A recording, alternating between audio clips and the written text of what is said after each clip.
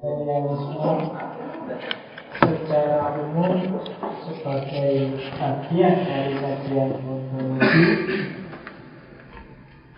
Kita masuk ke fase selanjutnya dari materialisme.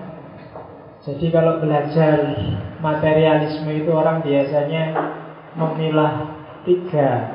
Yang pertama materialisme kuno versi Demokritos yang bilang pakai teori-teori atom dan lain-lain itu. Yang kedua materialisme modern yang disebut materialisme mekanik, sains. Kalau dalam agama orang menyebutnya sunnatullah. Jadi itu materialisme mekanik. Jadi alam semesta ini ada mekanismenya. Dia kayak mesin.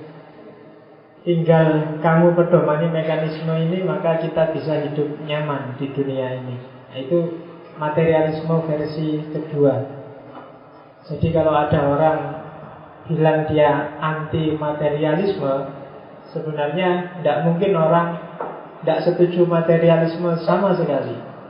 Karena hidup kita tidak ada wajahnya, tidak ada bentuknya kalau tanpa materi. Harus ada materinya. Meskipun materi itu tidak segala-galanya.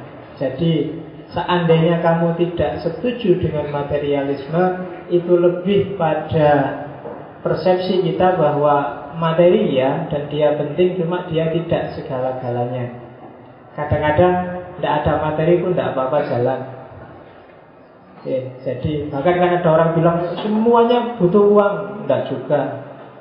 Kuliah butuh uang, apa-apa butuh uang. Tidak juga. Ngaji kita kan tidak pakai uang. Kamu kan tidak bayar.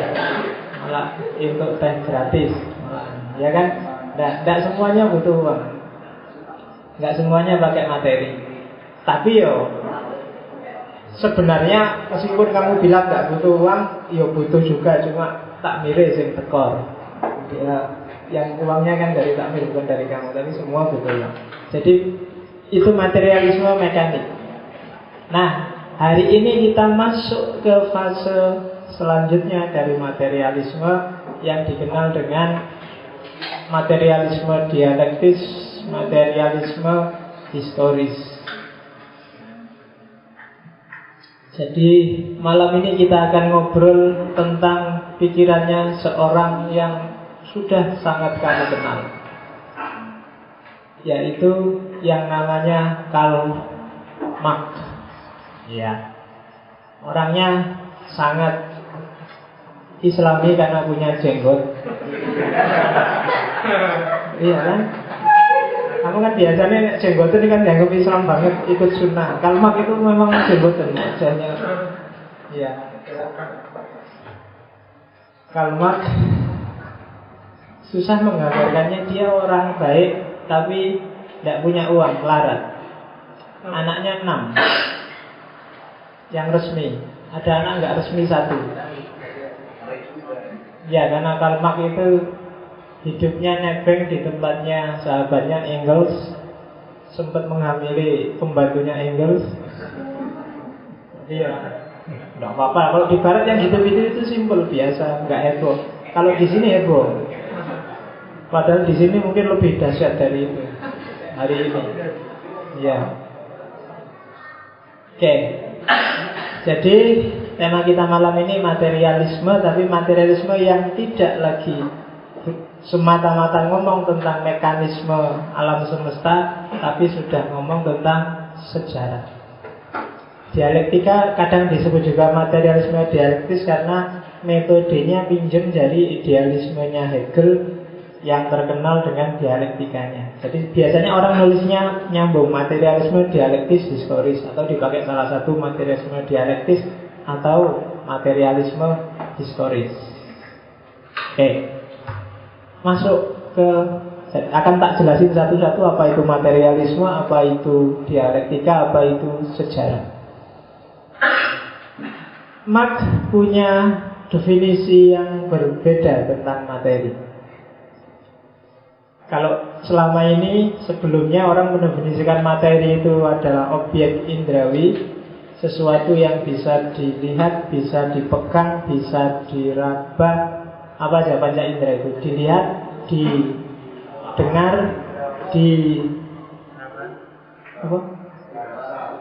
Diraba, dicium, satu lagi apa? Dirasa. Melihat pakai mata, meraba pakai tangan, mencium pakai nyium. Itu mulut atau hidung? Hidung ya? Ya. Karena kalau mulut aja hidungnya nggak terlibat kan? Dirasa pakai lidah, diraba pakai tangan. Pas. Hanya itu. Tapi kalau itu materi lama, definisi lama sebelum ada mak. Kalau mak dia setuju aja dengan iya itu materi. Tapi ada satu lagi yang harus diperhatikan, bahwa objek itu tidak akan jadi objek kalau tidak ada subjek manusianya.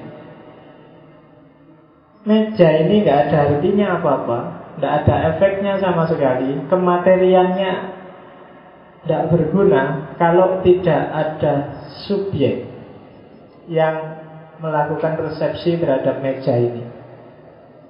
Resepsi itu maksudnya pencerapan dengan panca inderanya. Oke, jadi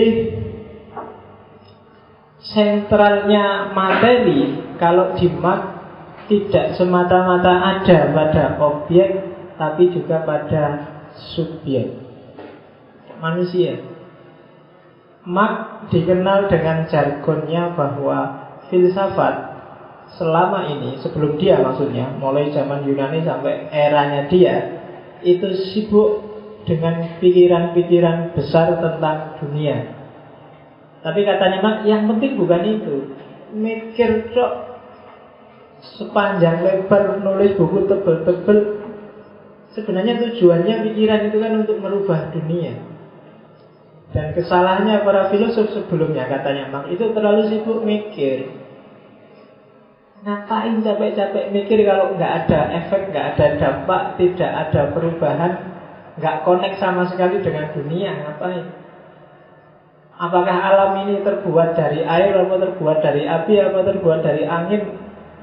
Terserah terbuat dari apa. Tapi yang penting kan terus gimana kita menyikapinya, gimana kita mengolahnya, gimana kita mengelolanya, kan itu.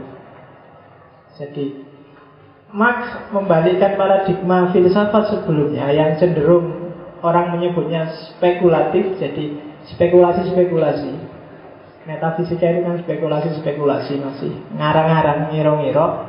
Dibalik oleh Marx, enggak, sekarang harus praksis. Praksis tidak sama dengan praktis loh ya. Kalau praktis itu nyari gampangnya aja. Kalau praksis itu implementasi, aplikasi dari hasil refleksi, itu praksis. Dipikir dulu, terus dirumuskan praksisnya. Itu artinya dipikir dulu, terus gimana cara menjalaninya. Saya ingin belajar filsafat yang tidak pakai susah. Itu kan mikir. Tidak boleh cuma level itu aja, harus kamu pikir terus realnya gimana. Kalau cuma teori aja nggak ada gunanya. Gimana enaknya deradikalisasi Islam. Kalau cuma berhenti di seminar, berhenti di buku, berhenti, tidak ada gunanya. Sama kan tiap hari kampus-kampus, apalagi UIN, itu hari ini kan sibuk dengan jargon, sibuk dengan Islamisasi ilmu, sibuk dengan civil society, sibuk dengan integrasi, interkoneksi. Tidak penting. Tidak, percayalah saya itu bagus, islamisasi bagus, integrasi, interkoneksi bagus. Itunya tidak penting, sudah semua orang sudah terima kok itu bagus. Terus implementasinya sekarang gimana yang penting gitu. Nah, itu maunya Marx sebenarnya. Yo, penting refleksi, tapi tahap refleksi ini harus dilampaui. Orang jangan mandek. Kalau kamu mikir terus, tidak melaku-melaku. Kayak kamu naik kampus itu loh, kalau jadi panitia kan jangan sering-sering rapat. Kalau sering-sering rapat, acaramu nggak jalan, cukup dewe. Apalagi tipikalnya orang Indonesia. Jadi yang nggak masalah jadi masalah. Di rapat itu nggak selesai rapat. Dan hasil keputusan rapat malam ini adalah kita akan rapat lagi minggu depan. Mesti ngono. Jadi keputusannya rapat adalah akan dirapatkan lagi. Lah ngapain nanti kamu debat sampai berbusa-busa, ternyata keputusannya ditunda di rapat yang akan datang. Nah, jadi mikir dong, nggak mau begitu usul berbusa-busa, begitu waktunya, ayo sekarang siapa penanggung jawabnya, sudah mengkerut semua sudah males. Itu yang dibenci oleh Marx. Filsafat harus punya orientasi praksis. Dan yang kenapa disebut mana tadi? Disebut materi, ya karena ada materi, karena ada yang mengobjektivasi dia. Maka subjek punya peran penting dalam materialisme. Jadi susunan materi, alam semesta yang kita sebut materi ini, sebenarnya yang menyusunnya adalah manusia, subjeknya. Semuanya kita yang ngatur. Kalau kemarin di materialisme mekanik sempat saya singgung ada yang namanya naturalisme, bahwa yang natural itulah yang benar. Kalau di Marx enggak ada di dunia ini yang 100% natural. Semuanya ada peran subjek di dalamnya. Terserah kamu sebut apa, gempa kah, banjir kah, atau masjid kah, sekolah kah, ngaji kah, kampus kah. Tidak ada satupun yang bebas dari realitas, yang bebas dari subjek. Semuanya hasil kerja, hasil karyanya manusia. Meskipun kadang-kadang kalau hasilnya jelek, orang dalihnya terus larinya ke Allah, ya sudah takdirnya. Padahal itu vokal kawinnya dewi. Kadang-kadang kamu gitu, kalau sudah susah sudah, ini kan sudah takdirnya Allah. Padahal itu rekayasamu dewi. Kamu nyontek, terus ketahuan, terus nggak lulus, ini sudah takdir. Loh kok enak, polangmu dewe nggak lulus kok, sing disalahnya takdir. Di situ tak kasih contoh, hutan gundul lah, kamu sakit jantung gara-gara ngerokok lah, apa lah, kamu kan alasannya mesti gitu. Padahal itu polangmu sendiri, nggak natural. Jadi yang natural itu pasti di sana ada andilnya manusia. Oke. Jadi sumbangannya Marx terhadap ide materialisme adalah masuknya dimensi subjek, yang subjek itu dengan laku. Itu bahasaku laku, karena orang Jawa itu kan menyebutnya laku. Aktivitas itu kan laku, kerja dan praksis. Jadi ikut terlibat dalam konstitusi dunia yang namanya materi. Maka untuk membaca materi tidak cukup kamu lihat barangnya, tapi lihat di balik itu aktivitas subjeknya. Tidak cukup kamu lihat teh ini. Di balik teh ini ada laku, ada kerja, ada praksis sesuai teori masing-masing. Contohnya ini. Nah ini kan praksis namanya. Saya ngerti gimana teorinya minum yang enak terus tak minum, itu praktek. Jadi nggak cuma teori. Kalau cuma teori berarti minggu depan ketemunya idealisme. Nah sekarang harus praktek. Percuma kamu berbusa-busa ngomong cinta, ngomong tapi orang be pacar.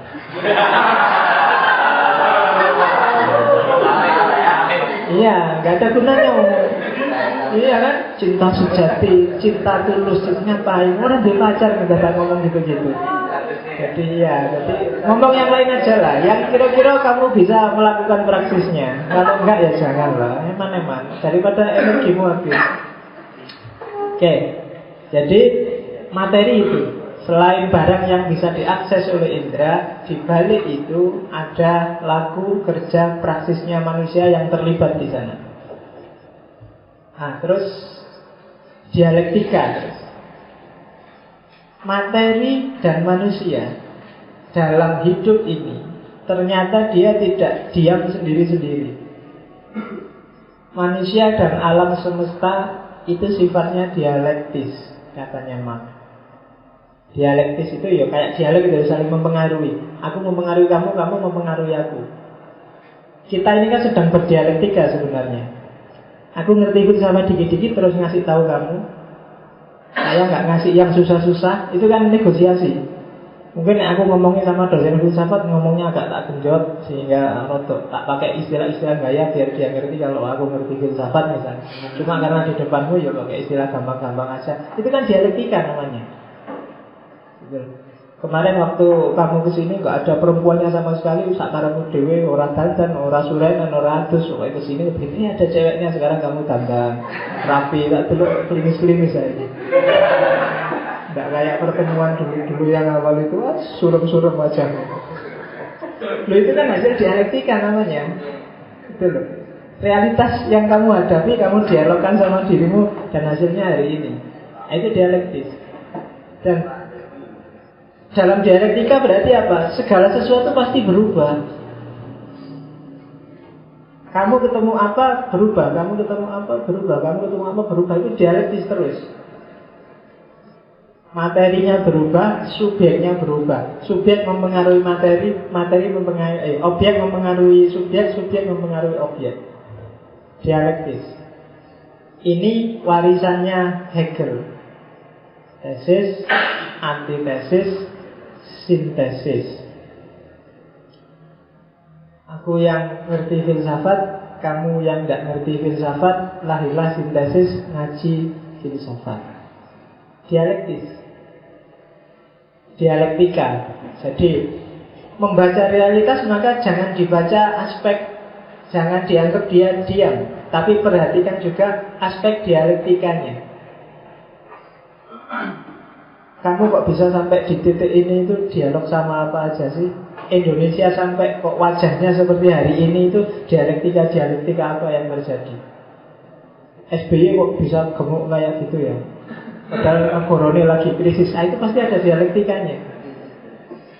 Nggak mungkin nggak ada apa-apa kok tiba-tiba terus SBY gitu, itu nggak mungkin. Dia pasti dialog, kamu juga gitu. Kamu tiap hari sama orang kamu dikirim uang kok masih kurus saja ya, pasti ada dialektikanya. Jangan-jangan uangnya nggak kamu beli makanan, atau kamu beli itu kok ngerokok terus itu. Nah itu dialektika.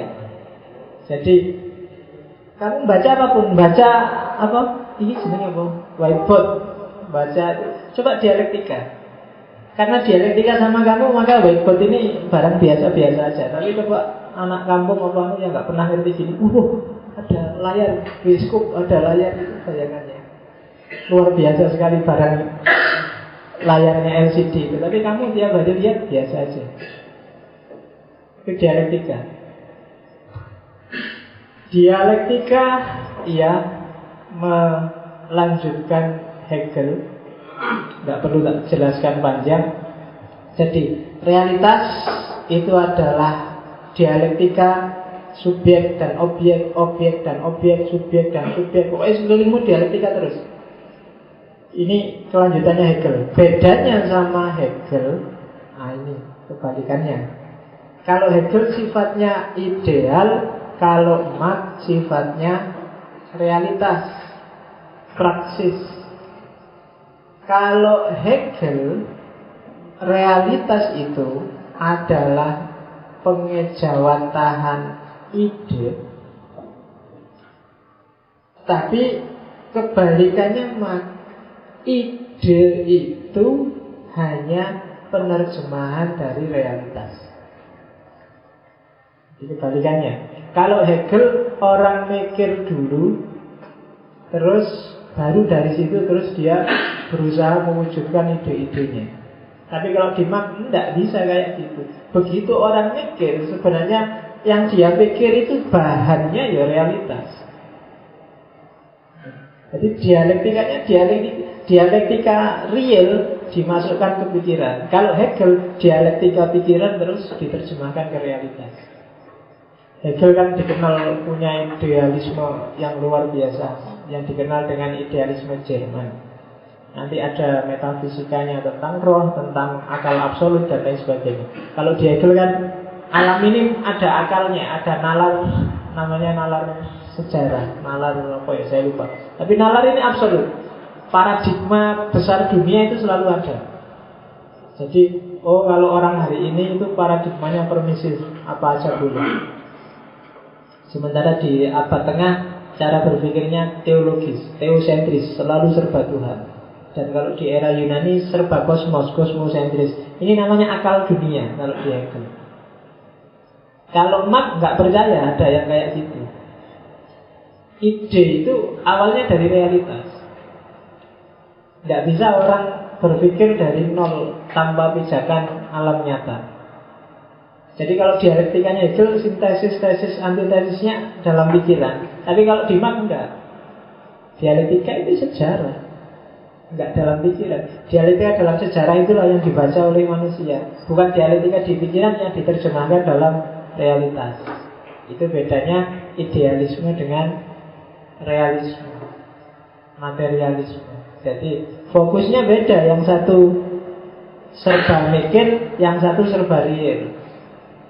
Makanya Marx dianggap titik awal lahirnya filsafat yang kritis, filsafat yang praksis, filsafat yang real, bukan filsafat yang melangit. Jadi kita selama berapa kali pertemuan sebenarnya ngomong tentang filsafat yang langit. Ya meskipun ya bagus saja, masuk akal aja. Tidak ada filsafat yang tidak masuk akal karena memang basisnya rasional. Maka kamu jangan bingung kalau baca filosof ini kok masuk akal, filosof itu masuk akal juga, padahal pikirannya bertentangan. Jangan-jangan sih bener sih, kamu kan sering bingung kayak gitu.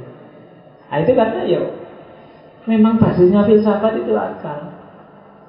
Jadi itu seperti persis kritiknya Ghazali, tidak jaminan yang masuk akal dan rasional itu mesti pas.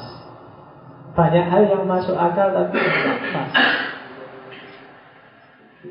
Jadi jangan tertipu di sana. Kadang-kadang orang, karena akal itu sering masuknya belakangan. Kamu suka dulu baru kamu pikir alasannya apa. Aslinya kamu males tapi terus nyari alasan. Ya sekali-sekali kan harus ambil break sebentar Pak untuk melihat realitas secara jernih. Padahal kamu males. Kan banyak yang kayak gitu. Jadi kamu melakukan sesuatu dulu terus mikirin buri belakangan. Ah itu model-model filsafat sebenarnya. Oke. Jadi sejarahnya manusia itu adalah sejarah dialektika. Jadi dari tesis ketemu antitesis dan bersatu dalam sintesis. Itu dialektika. Jadi materialisme dialektis. Sekarang sejarah. Dari sini nanti lahir materialisme historis. Jadi apa sih isinya sejarah? Perjalanan sejarahnya manusia, kata Marx, diawali dari benda.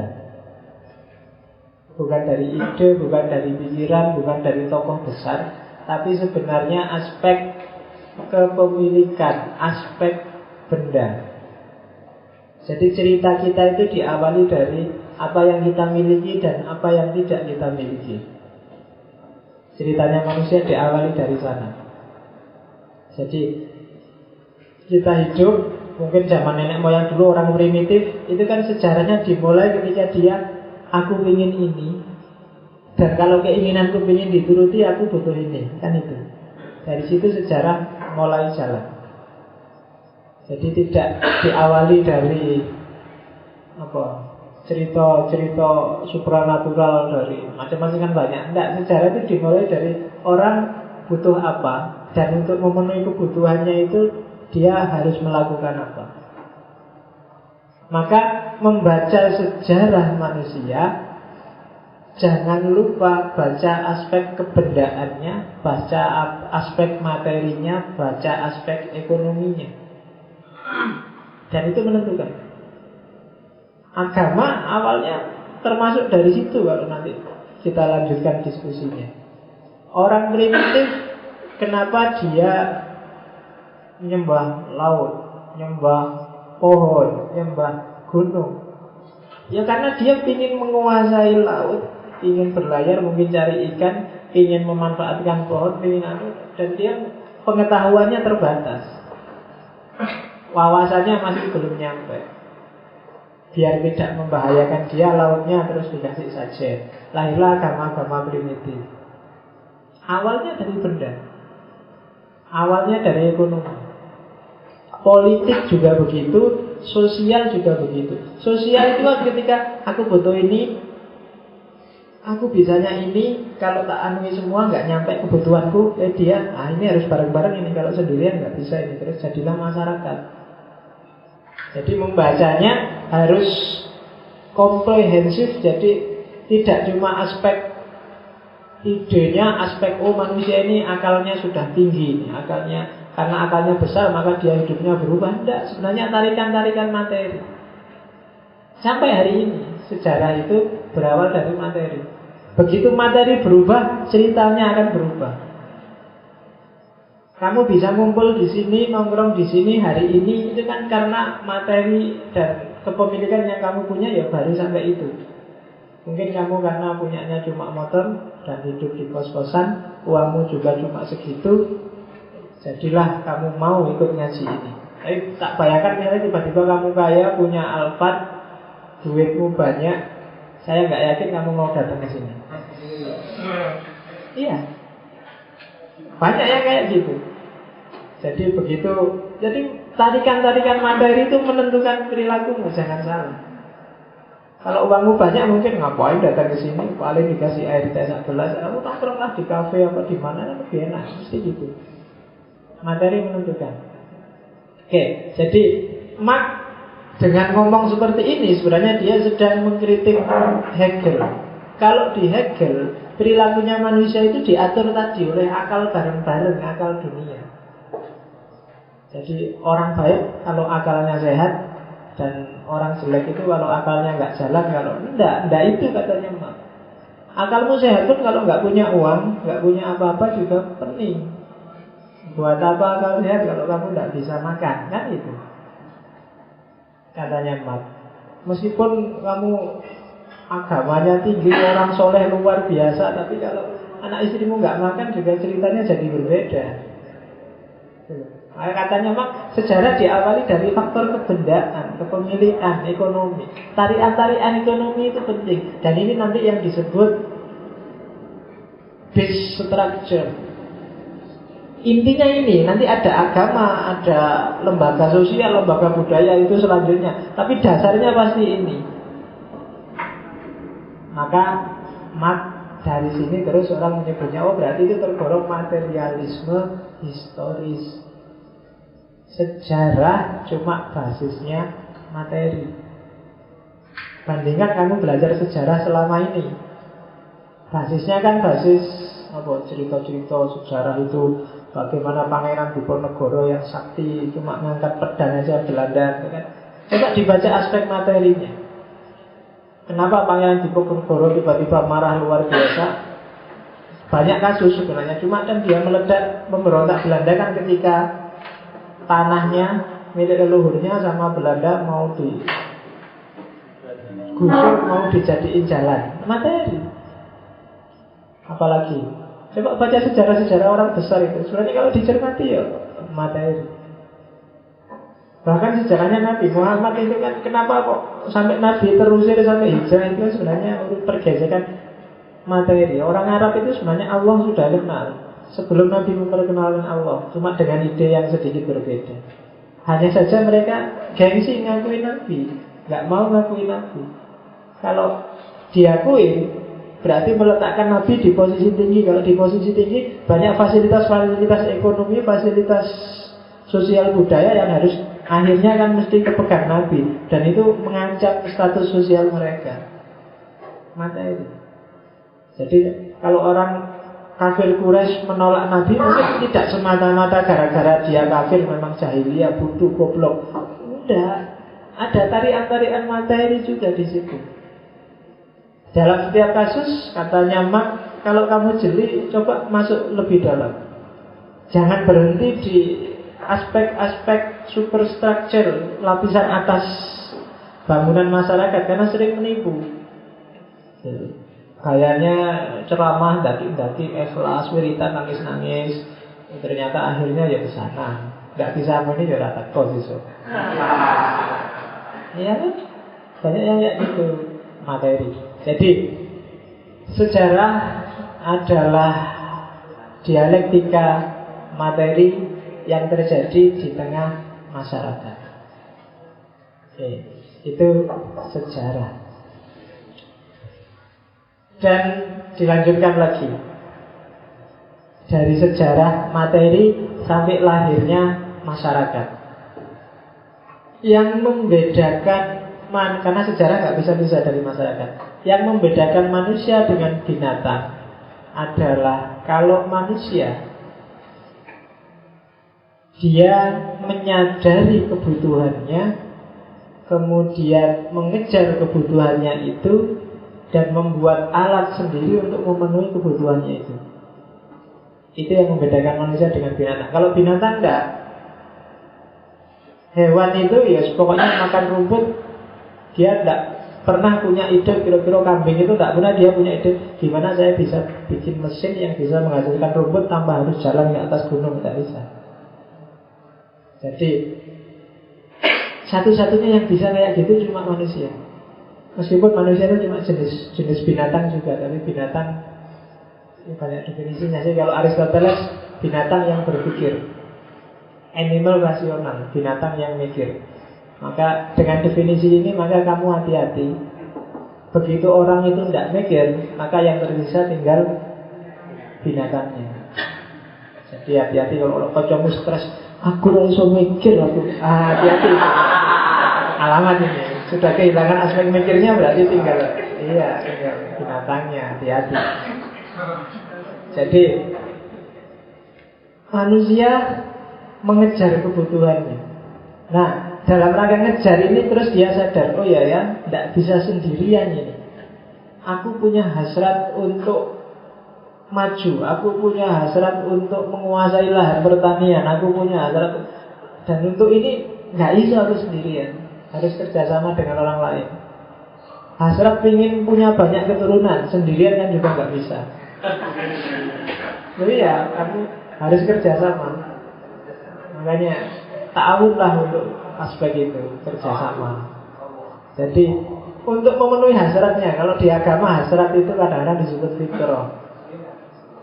Fitrahnya manusia ingin maju, fitrahnya manusia cari ilmu, fitrahnya manusia kawin, fitrahnya manusia. Nah itu tidak bisa sendirian kamu.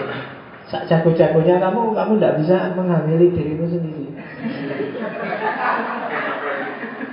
Ya, jadi butuh yang lain. Jadi maka kamu jangan gaya, jangan sombong. Orang sombong itu orang paling bodoh. Karena kamu tidak ada artinya apa-apa kalau nggak ada yang lain. Kamu merasa cakep, loh kamu itu cakep karena jasa yang lain, dia rela untuk jadi orang jelek. Loh iya, kalau nggak ada yang jelek, kamu nggak bisa disebut orang cakep. Kaya juga begitu, jagoan juga begitu. Makanya orang butuh kerjasama. Dari kebutuhan untuk bareng-bareng inilah lahir namanya masyarakat. Oke, dan masyarakat, alam semesta, dunia subjektif manusia ini dalam proses yang terus-menerus dialektis. Dari situlah lahir sejarah. Nah, jadi sejarah itu bukan cerita-cerita luar biasa tentang para pahlawan. Para pahlawan juga hasil dialektika sejarahnya sendiri-sendiri. Oke, nah setelah masyarakat itu jadi, pada akhirnya dari banyak variabel yang paling menentukan ternyata variabel materi tadi, yang di dunia modern bentuknya menyebut, orang menyebutnya variabel ekonomi. Dan teorinya ini nanti disebut economic determinisme. Jadi hidup punya banyak sekali dimensi, cuma satu-satunya dimensi yang paling berpengaruh itu ekonomi. Jadi manusia adalah makhluk ekonomi kalau dalam teori ini. Nah, masyarakat tadi sudah tak singgung punya dua aspek. Jadi hidup kita ini ada namanya basic structure, base structure, dan super structure. Basic structure kita itu ekonomi. Di luar itu super structure, termasuk agama, termasuk politik, termasuk bahasa, dan lain. Itu super structure.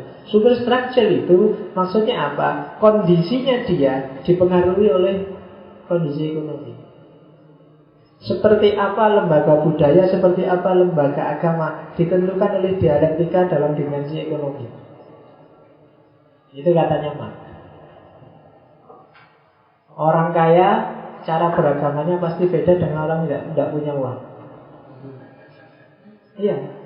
Kalau orang kaya mungkin cara beragamanya bolak-balik ke Mekah, umroh, sedekah, apalagi. Terus korbannya aja nggak mau sapi 1, sapi 10 misalnya. Orang kaya. Kalau orang miskin kayak kita ya paling ibadahnya apa kamu?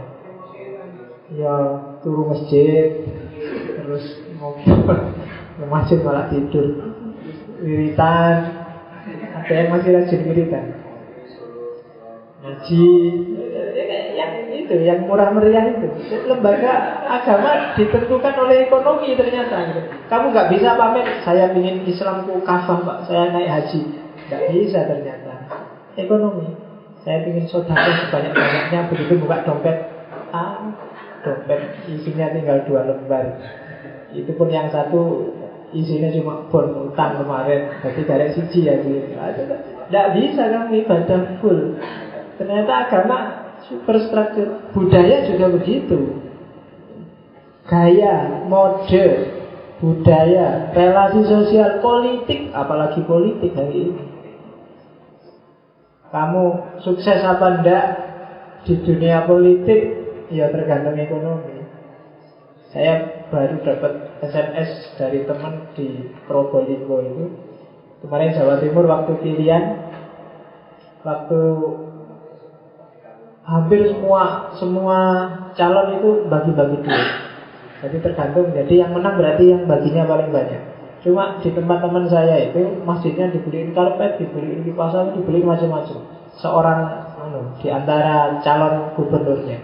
Begitu dia kalah, diambil lagi. Jadi karpetnya diambil lagi, kipas anginnya diambil lagi. Jadi ngalah kok. Jadi, dan dengan santainya kayak gitu. Politik gitu kan. Ternyata basic structure yang menentukan ekonomi. Bahkan kondisi psikologismu juga kan basic structure menentukan ekonomi. Kalau pas uangmu banyak kamu senyum-senyum, wah nggak ada apa-apa, kamu ketawain aja. Kalau ada temennya sumpek kamu kayak Allah, hidup itu santai pak, kamu banyak uang. Dengan santainya kamu nasihatin orang lah, melecehkan orang lah. Coba dompetmu tipis, kamu merenggut sudah. Temenmu dagel ketawa ngakak-ngakak, kamu bisa ketawa pokoknya. Hidup ini tidak adil ternyata. Ekonomi. Jadi katanya Marx, superstructure, realitas yang tampak, super itu ada di atas. Ini ditentukan oleh basic structure-nya, ekonomi. Maka masyarakat yang kaya dengan masyarakat yang miskin nanti pola hidup, gaya hidup, strategi hidupnya juga beda-beda. Ekonomi menentukan. Kiai-kiai itu kan juga gitu. Zaman saya dulu, saya nggak tahu sekarang jarang tampil. Dulu siapa? Ustadz Haryono yang pengobatan itu loh yang saya punya teman jadi pasukannya Ustadz Haryono. Jadi dia disuruh pakai seragam putih-putih. Kalau pas lagi wiritan, tugasnya satu nangis. Astagfirullah, dia harus nangis terus. Aku itu dan dibayar mahal hanya untuk itu. Ekonomi, dan orang terus percaya kan, oh iya ya, sampai nangis-nangis gitu berarti memang tingkat kekiaiannya itu sudah tinggi kan. Kamu percaya dengan yang itu? Dan itu untuk bisa gitu kan bermodal gitu loh, bayarin orang. Apa yang tidak bisa hari ini kalau ekonomimu beres? Tapi begitu ekonominya kacau, Allah sudah surga neraka sudah sumpah kamu. Pacar aja saya nggak jamin kamu bisa kalau ekonominya ruwet. Apa ada sekarang pacar yang mau kamu nggak, kalau makan bayar sendiri-sendiri ya. Kalau kamu minta dijemput, tolong bensinnya ya. Kalau nggak sudah sudah, kalau bubar. Kalau nggak ada ekonomi putus insya Allah. Ekonomi menentukan. Gitu. Oke, kalau malam Kamis diajak, ayo traktir aku dong. Alah, ngaji aja, ada barokahnya, lumayan dapat teh. Daripada kalau ke warung bayar. Jadi, kenapa? Ekonomi ternyata kuncinya. Gitu. Jadi basic structure menentukan super structure, baik di level individual maupun di level sosial. Kenapa dulu di dunia sosiologi ada teori, oh kalau orang desa itu cenderung kerjasama, cenderung rukun, cenderung saling tolong menolong. Kenapa bisa begitu? Karena ekonomi. Sementara orang kota cenderung egois, diajak kerja bakti nggak mau, diajak apa-apa nggak mau. Kenapa? Ekonomi dia kaya, waktunya kerja bakti tinggal bayarin pembantunya suruh keluar. Tapi ya di desa nggak bisa bayari sopo. Buat makan aja pontang-panting. Akhirnya yuk kerja bakti dewi, keluar sendirian dan seterusnya. Jadi dia jadi rukun kalau di kampung. Dari sisi itu, jadi ternyata harmoni rukun tidak rukun itu hubungannya juga sama ekonomi. Loh emangnya teroris-teroris itu bisa ngebom, bisa merekrut orang, bisa bikin pelatihan, kalau nggak ada uangnya ya nggak jalan.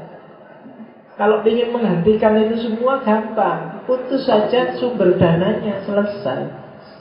Kalau nggak ada dananya mau apa dia? Paling kan cuma ceramah misalnya. Ya kan? Mau latihan gimana? Beli alatnya bom gimana? Nggak bisa. Kuncinya ada di ekonomi. Oke. Itu masyarakat. Terus jadi relasi ekonomi nanti pada gilirannya berpengaruh pada relasi sosial. Misalnya tak kasih contoh hukum.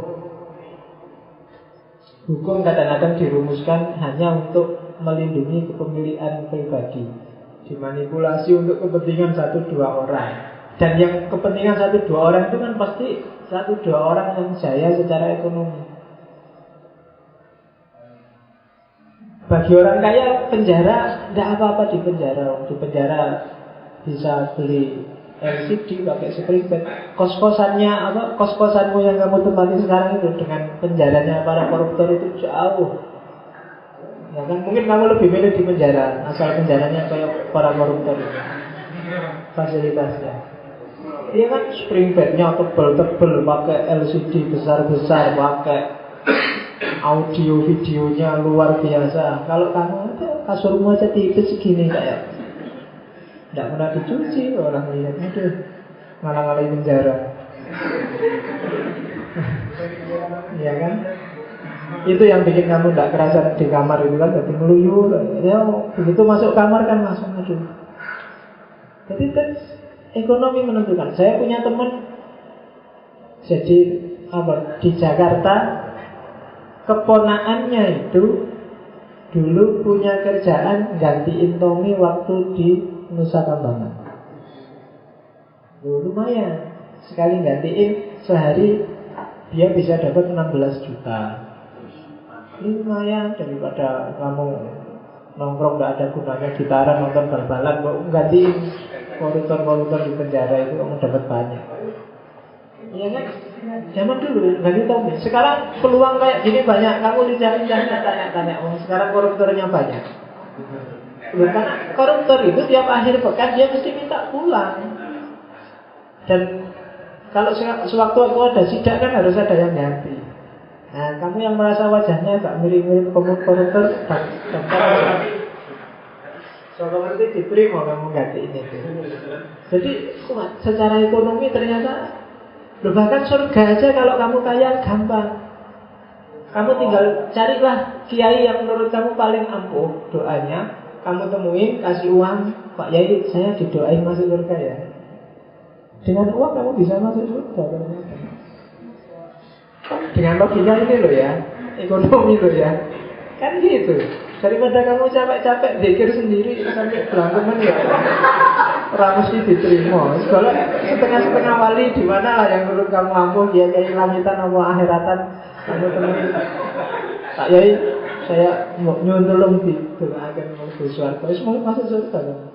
Iya. Nah, jadilah orang kaya. Kalau pakai teorinya Marx. Begitu kamu secara ekonomi lemah, kamu akan sengsara hidup. Dan ini nyata memang. Tidak main-main ini teori. Jadi tidak idealis lagi. Ini memang lawannya idealis, materialis. Orang harus materi biar kebutuhanmu terjamin. Kalau enggak, ya prihatin. Nah, oke. Terus relasi sosial. Kalau tadi kan ekonomi mempengaruhi sosial, dan sosial pada gilirannya mempengaruhi kesadaran. Akhirnya apa? Caramu mikir, caramu bertindak, caramu berperilaku itu ditentukan oleh kesadaran sosial. Yang kesadaran sosial ini semula disetir oleh dunia ekonomi.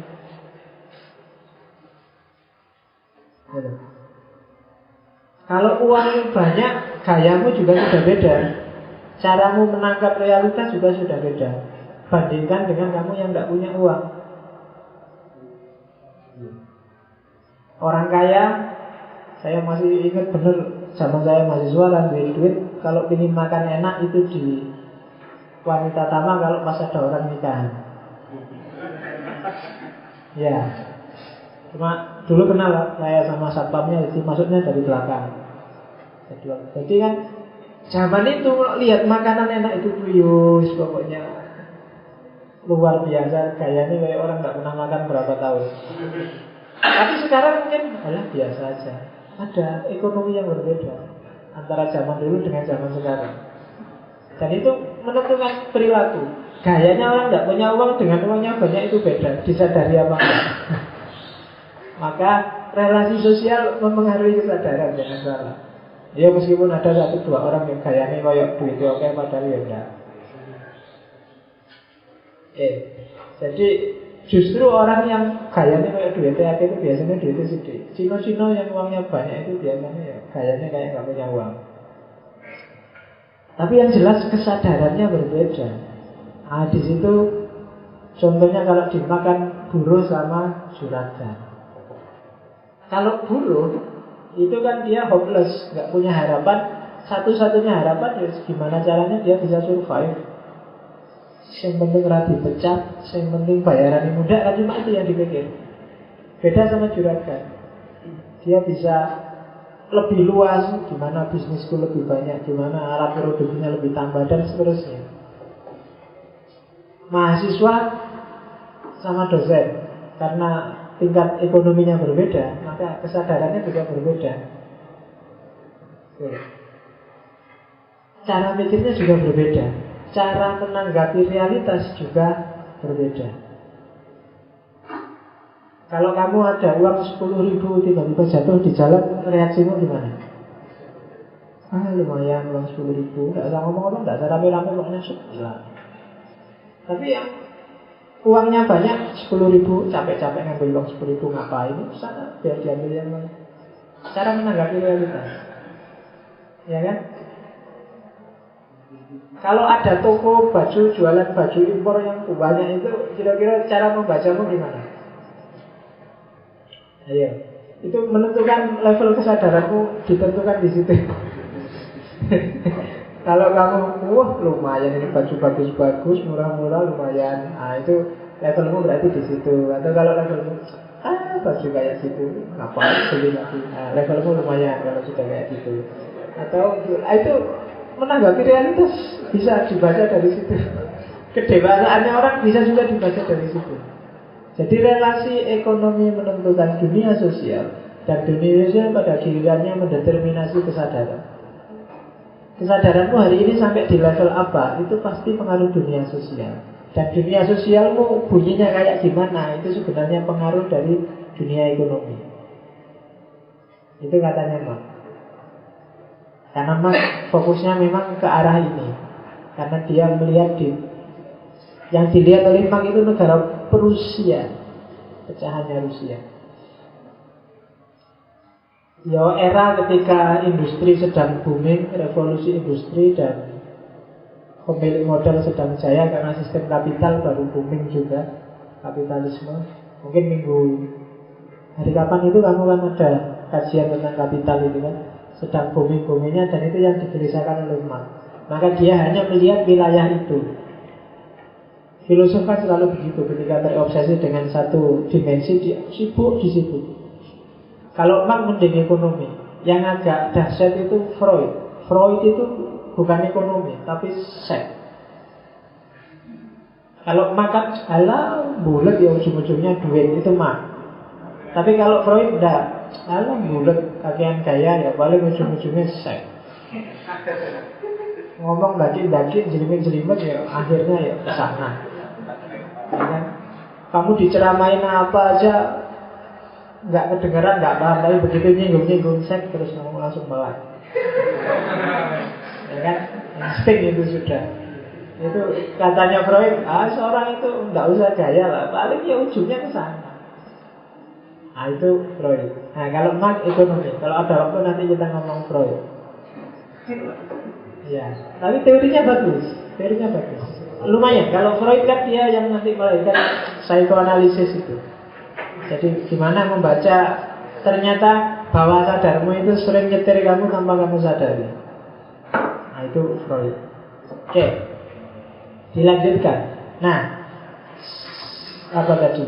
Dialektika sejarah yang itu dasarnya adalah ekonomi, berpengaruh ke dunia sosial, di tengah masyarakat dunia sosialnya, dan modusnya adalah modus produksi. Di tengah masyarakat yang namanya ekonomi itu adalah produksi barang, produksi kebutuhannya manusia. Dan asumsinya adalah cara produksi dalam masyarakat menentukan kondisi politik, ideologi, sosial, budaya yang dipakai, termasuk prasyarat moral. Mana benar, mana salah, mana pantas dan tidak pantas, itu banyak dideterminasi, banyak ditentukan oleh mode ekonomi, mode produksinya. Di situ tak kasih contoh, misalnya masyarakat lama, para petani itu biasanya anak perempuannya dijodohkan. Itu bukan berarti mereka cara berpikirnya kaku apa primitif, tapi seringkali pertimbangannya, aku harus dapat mantu yang layak mewarisi pertanianku. Atau kalau pas dia miskin, aku harus dapat mantu yang dia bisa membantu perekonomianku. Jadi modus sosial, benar salah, pantas tidak pantas, itu ditentukan oleh sistem produksi yang ada. Dan ya, kalau dalam masyarakat biasanya pemilik modal, penguasa itu menentukan benar salah. Orang kaya yang ngatur kode etik hidup bersama. Orang yang punya uang mengatur mana yang disebut layak, mana yang tidak layak. Pemilik modal, penguasa. Kalau hari ini pemilik modal itu menggumpal misalnya di dunia media, maka kiblat kita kan banyak ke media. Orang-orang kaya jadi panutan. Wah, Abu Rizal Bakri punya mobil baru. Nah, dan kamu mimpi, pokoknya orang kaya mobilnya kayak gitu, begitu mobil itu berarti itu orang kaya. Dan itu yang terjadi. Dia menentukan mana pantas tidak pantas, mana benar mana salah. Masyarakat dan produksi. Dan selalu ada dikotomi ini di tengah masyarakat. Kalau zaman kuno, dikotominya adalah antara warga bebas dan budak. Sementara abad tengah biasanya tuan tanah dan buruh, bangsawan dan rakyat biasa.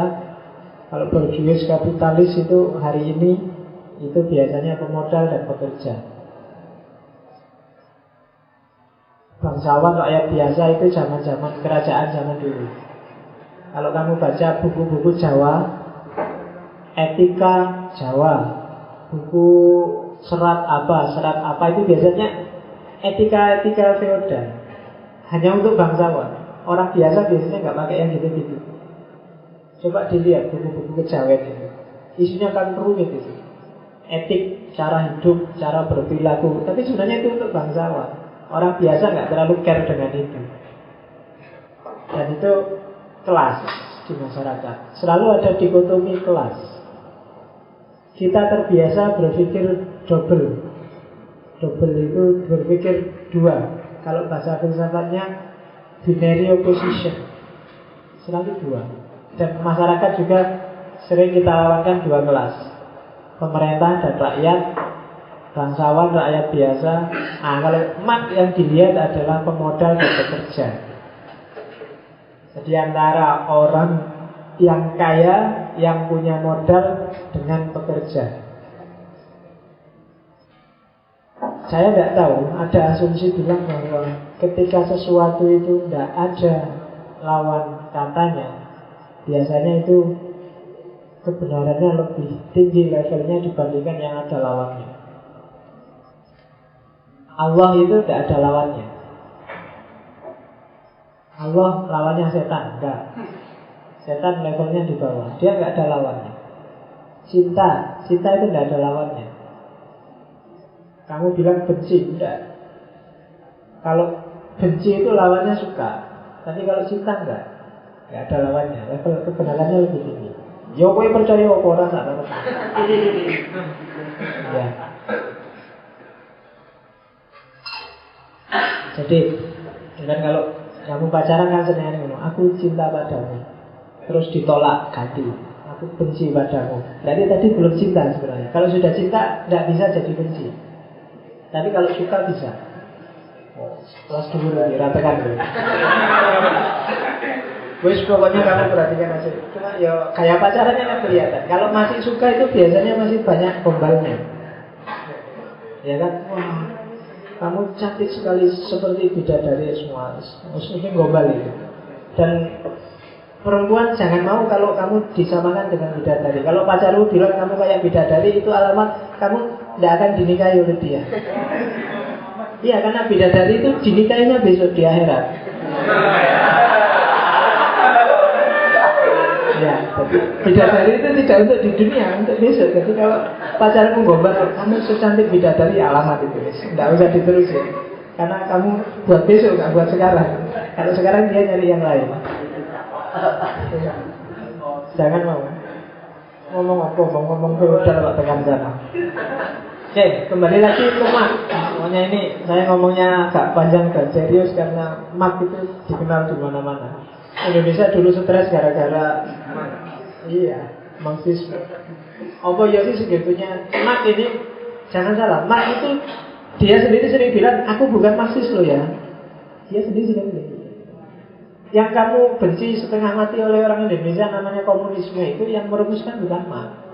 Istilahnya aja tidak dari Marx. Meskipun Marx nanti masuk salah organisasi partai-partai komunis, tapi tidak dari dia. Jadi Marx menginspirasi banyak orang, meskipun dia sendiri bilang aku bukan Marx loh. Nah itu. Kadang-kadang pertanyaan retoris kayak gini penting. Saya kapan itu ada pertanyaan di kelas, tapi menarik. Pertanyaannya, Yesus itu Kristen nggak Pak? Iya, Yesus itu Kristen nggak? Ya kira susah ya. Ternyata Tuhannya orang Kristen, ternyata nggak Kristen. Kristen itu kapan datangnya? Jauh setelah Yesus nggak ada berarti. Iya ya, Yesus ternyata ya nggak Kristen juga. Oke. Jadi diurut dari awal lagi ya, biar gampang, biar mak. Karena ini penting. Sebelum saya masuk ke cerita yang disebut determinisme sejarah. Jadi diawali dari benda realitas yang objektif. Ternyata yang disebut materi itu tidak cuma benda yang bisa diakses oleh panca indera, tapi juga manusia, subjek yang mengobjektivasi objek. Karena tidak mungkin ada objek kalau tidak ada subjek. Jadi aktivitas laku praksisnya manusia, dialektikanya dengan realitas itu juga, itulah nanti yang disebut materialisme dialektis. Materialisme dialektis ini ketika dimasukkan dalam sejarah, lahirlah materialisme historis. Material historis itu variabel-variabel sejarah, khususnya variabel ekonomi di tengah masyarakat. Inilah faktor yang jadi basis dinamika, basis. Kalau dalam dialektika berarti tesisnya itu ekonomi, antitesisnya bisa macam-macam. Dan ini semua mempengaruhi kesadarannya manusia. Jadi realitas, materi itu berpengaruh terhadap kesadaran. Jadi kesadaranmu itu tidak pasti. Apakah manusia pasti jelek, apakah manusia pasti jahat? Dia tergantung realitas. Dia cuma membalas dialektika kenyataan. Tak kasih contoh. Iya. Gini misalnya, saya kapan itu orang mahasiswa bimbingan. Aku semangat bimbing, tak kasih tahu, tak jelasin gini, tapi dia sambil dengerin, oh iya pak, terus SMS-an. Gitu toh pak. Gitu. Ya kan, loyo karena saya dosen yang baik ya paling tak batin astagfirullah. Jadi dan lama kayak gitu terus. Pokoknya habis astagfirullah subhanallah gitu. Terus lagi Allahu akbar. Suwe-suwe kalimat thayyibah pun tak. Suwe-suwe batinku asu.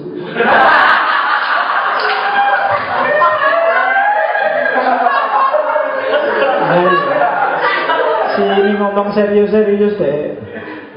Oh gitu toh pak? Iya pak. Iya kan? Jadi awalnya apa-apa astagfirullah, subhanallah. Sesuai koleksi kalimat baiknya habis. Nah, itu kan dialektika namanya. Ini orang baik-baik dan berusaha gara-gara dia. Coba dia tidak gitu, aku masih dosen yang alim. Tapi gara-gara polahmu ya jadi. Iya, loh, itu yang disebut dialektis.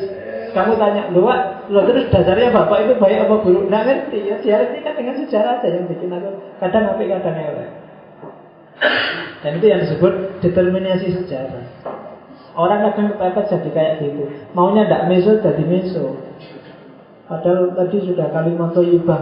Cuma ya kok suwi kalimat thayyibah tapi entek. Akhirnya berubah sudah kalimatnya. Itu namanya sejarah berpengaruh terhadap kesadaran. Nah, sekarang kita lihat dari materi itu tadi ternyata ketemunya apa sih yang mempengaruhi kesadaran? Berarti laku tadi, praksis tadi, praksis manusia yang dialektika dengan alam. Dan yang namanya praksis yaitu kerja berarti. Aktivitasmu bekerja. Kerja mempengaruhi kesadaran, kesadaran mempengaruhi kerja. Praksismu mempengaruhi kesadaran, kesadaran mempengaruhi praksis. Cara berpikir mempengaruhi apa yang kita lakukan, yang kita lakukan berpengaruh pada pikiran kita. Dan nanti ketemunya di mana? Ternyata esensi manusia itu kerja. Manusia itu eksis, sadar bahwa aku manusia yang punya makna, manusia yang sejati kalau dia bisa kerja, bisa beraktivitas. Kalau tidak bisa apa-apa, dia ingin sesuatu tapi dia tidak bisa berjalan meraihnya, biasanya dia merasa aku kok gini ya. Tapi dia merasa fully jadi manusia kalau dia bisa melakukan sesuatu. Maka esensi manusia adalah kerja. Cuma, nanti ada cumanya sekarang. Begitu nyampe sini, sebenarnya aman nyampe sini. Sistem yang kita pakai hari ini itu ternyata tidak bikin kerja kita mendukung eksistensi. Nah, itu yang gawat.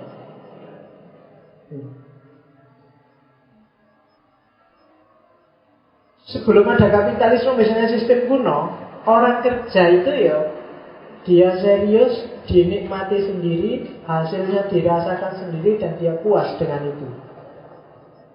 Kamu gambar, gambarmu bagus, kamu tempel di rumah senang. Bapakmu ke sawah, bertani, nandur dewe, diairi sendiri, diopeni sendiri sampai panen, dan sebagian dijual, sebagian dimakan sendiri, puas. Dinikmati sendiri, kerja sendiri. Tapi sistem baru yang namanya kapitalisme tidak begitu. Itu yang bikin jadi masalah itu. Harusnya kamu dengan kerja itu merasa bangga, eksis, ternyata aku bisa. Tapi sistem kapitalis nggak bisa bikin ternyata aku bisa. Hasilnya tidak dinikmati sendiri. Dalam masyarakat kapitalis, kamu kerjanya untuk orang lain. Kecuali kamu pemilik modal, berarti kan kamu buruh. Kamu pekerja. Dan pekerja itu dia kerja untuk orang lain. Dia yang kerja, orang lain yang menikmati hasilnya. Yang dilihat oleh Marx kan fenomena pabrik-pabrik zaman dulu. Bayangkan orang kerja di pabrik itu zaman itu, sekarang mungkin juga masih gitu. Misalnya pabrik permen, kamu berangkat jam 8 pagi, masuk, duduk, bagian bungkus permen. Mulai jam 8 pagi sampai jam 8 malam kamu gini terus bungkus gitu terus.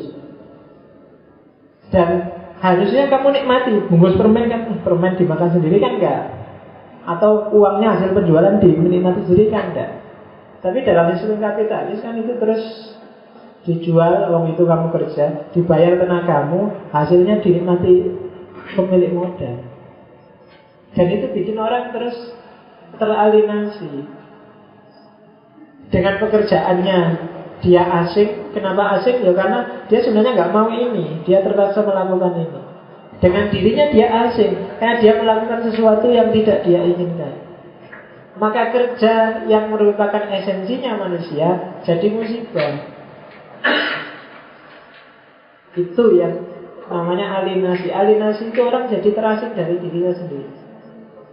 Fitrahnya adalah kamu itu berkarya, cipta, rasa, karsa sesuai maumu, dan hasilnya kamu nikmati. Kalau baik kamu bangga, kalau jelek ya kamu kecewa, milikmu sendiri. Tapi dalam Marxisme kamu tidak bisa menikmati, dalam kapitalisme kamu nggak bisa menikmati hasil kerjamu.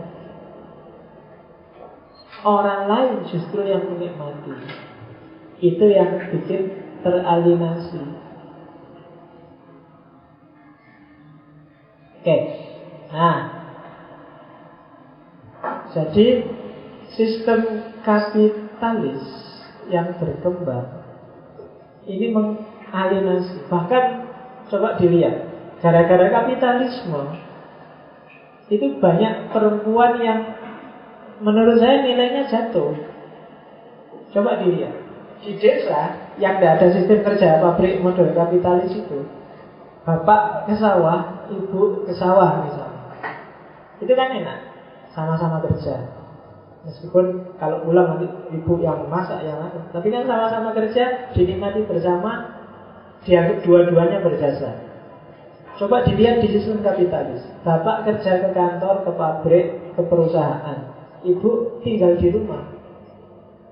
Di rumah ini kerja dia nyapu, ngepel, nyetrika, segala, bahkan mungkin lebih capek dari bapaknya. Cuma ibu yang kerja mati-matian ini dia nggak dapat apa-apa kan, nggak dapat uang, nggak dapat gaji. Justru yang dapat gaji bapak yang kerja di luar.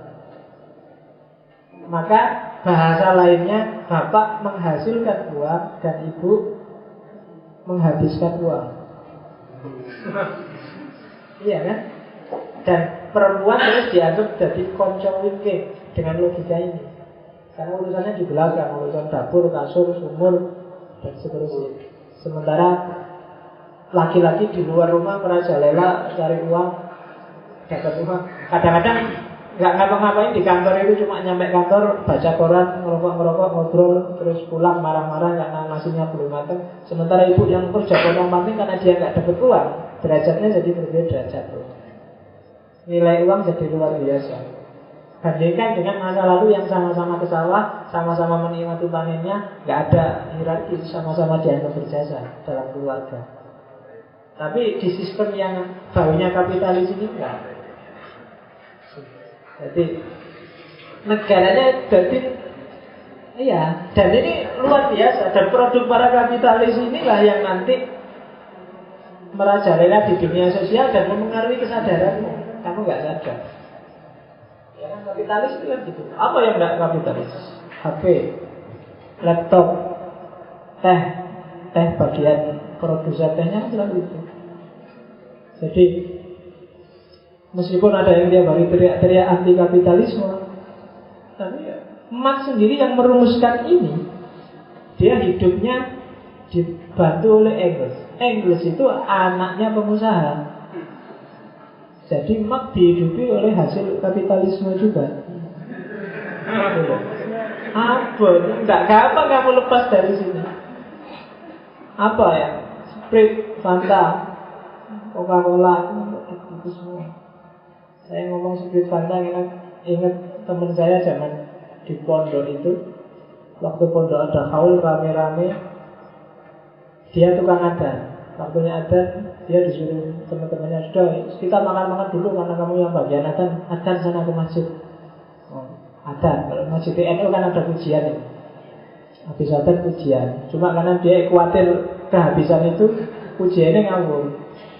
Ya, yang pakai ilah-ilah itu kan wala aqua ala naril jahimi, diganti dia wala aqua Sprite, Fanta, Coca-Cola.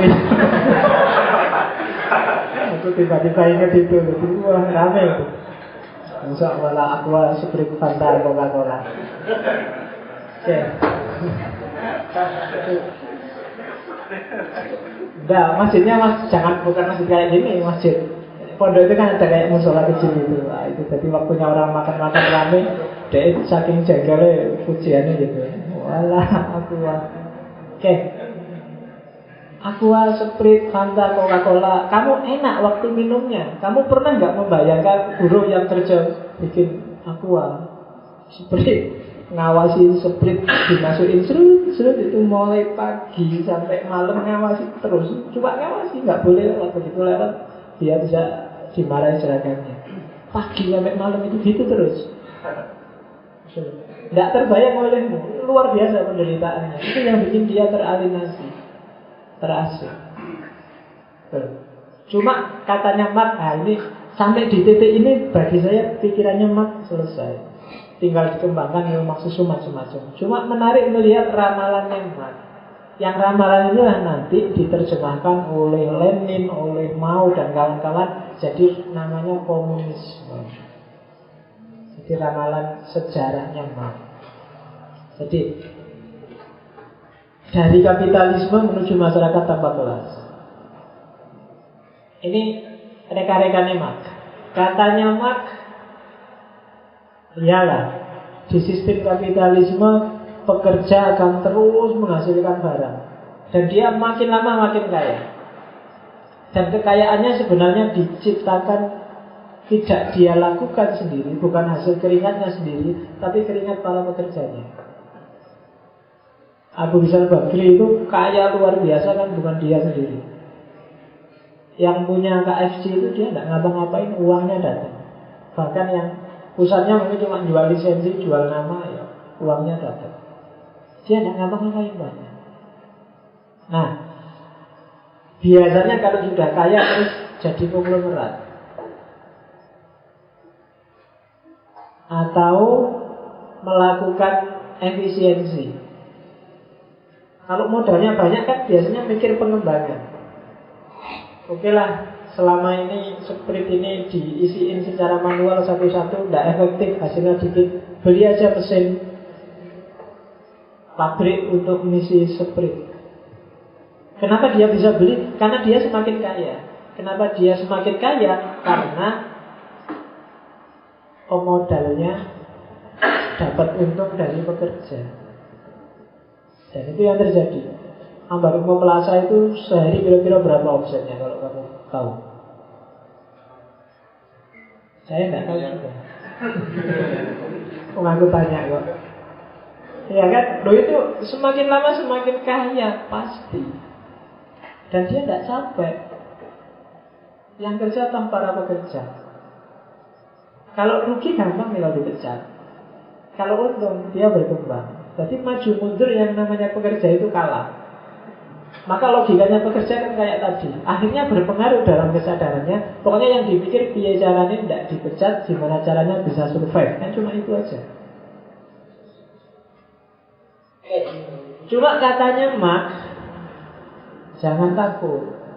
Meskipun betapapun merajalelanya kapitalisme, kalau dia berkembang jaya terus, pada akhirnya dia akan menghancurkan dirinya sendiri. Kalau pekerja semakin lama kedudukannya semakin lemah, justru mengancam dirinya sendiri. Kalian.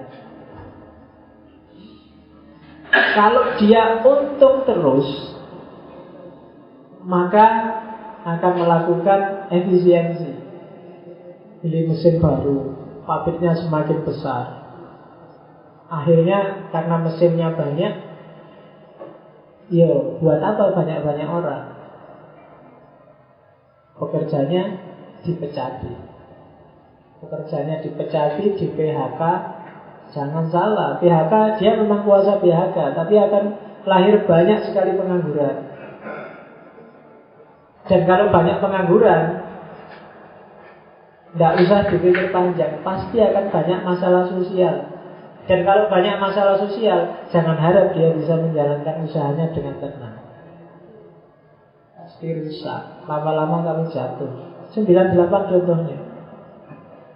Ya, nggak ada angin, nggak ada hujan, tiba-tiba orang ngamuk semua. Kenapa? Ya banyak orang di PHK, banyak orang nganggur. Orang paling bahaya itu menurut saya bukan orang jahat, tapi orang nganggur.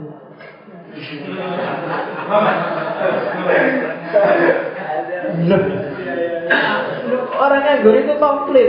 Jadi dia pikirannya judek, mau maju nggak jelas, mundur nggak jelas, mau ngapain nggak tahu. Oh, jangan salah. Makanya Indonesia itu kaya dengan pengangguran. Sebenarnya kita negara yang kuat. Iya, pokoknya kalau sedang super jangan macam-macam. Malaysia kalau berani-berani habis. Jangan TNI-nya yang turun, ngapain? Nganggur-nganggur dulu. Iya kan? Oh, ini sudah nganggur, judek malah diprovokasi. Ya kan? Jadi hati-hati, begitu nggak gampang-gampang. Kayak kemarin buruh nuntut UMR.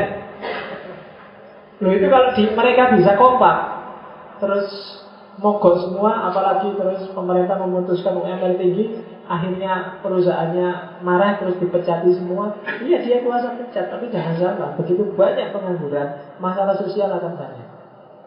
Dan kalau masalah sosial akan banyak, tinggal nunggu waktu. Bisnismu gak akan lancar.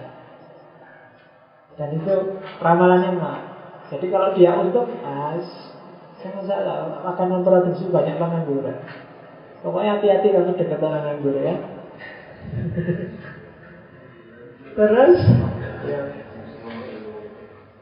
itu kalau untung. Kalau dia rugi, biasanya kan alternatifnya kalau dia rugi ya perusahaannya tutup. Atau kalau nggak tutup ya upahnya diturunkan. Ya kan? Upah pada pegawainya.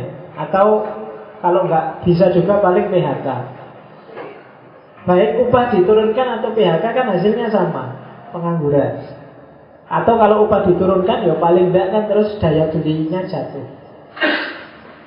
Daya beli masyarakat jatuh. Kalau daya beli masyarakat jatuh, termasuk juga banyak pengangguran, hati-hati. Pemodal juga terancam. Jadi ya, bagi yang punya usaha makanya jangan kejem-kejem sama anak buahnya, sama pekerjanya. Karena untung atau rugi pun ada risikonya. Makanya jangan kemelinding. Nah, jadi di yang pertama menghasilkan pengangguran, di yang kedua juga menghasilkan pengangguran sebenarnya. Kalau dia rugi juga di PHK. Dan itu kan yang terjadi 98 kemarin. Begitu dolar naik, rupiah anjlok, perusahaan-perusahaan kolaps, terus PHK besar-besaran. Di mana-mana banyak orang stres karena di PHK. Meledaklah kerusuhan besar-besaran tahun 98. Kalau memang nganggur dari awal penting. Kalau habis kaya raya atau habis hidup bergantung pada kerjaan terus nganggur, itu stresnya double. Iya. Jadi maka itu yang terjadi sebenarnya. Jadi ramalannya mak, alah jangan gaya kapitalisme. Kamu untung apa rugi, hasilnya sama. Kalau kamu untung hasilnya ya akan ada masalah-masalah sosial yang timbul, dan kalau kamu rugi ya apalagi. Maju atau mundur kamu akan kalah, katanya Marx. Ini ramalan loh ya. Nanti banyak kritik juga terhadap ini, cuma ya enggak sekarang. Saya masih harus cerita banyak sebelum kritik Marx. Oke. Tadi diawali dari pengangguran yang banyak tadi. Begitu banyak pengangguran, begitu banyak orang susah, kalau banyak orang terpinggirkan, akan jadi revolusi. Kayak 98 tadi. Di revolusi itu, ramalannya Marx, kaum proletar, lawannya kaum borjuis. Borjuis itu orang-orang kaya, proletar itu orang-orang pekerja. Saya tidak tahu kamu golongan borjuis atau proletar. Borjuis itu yang suka beli burjo.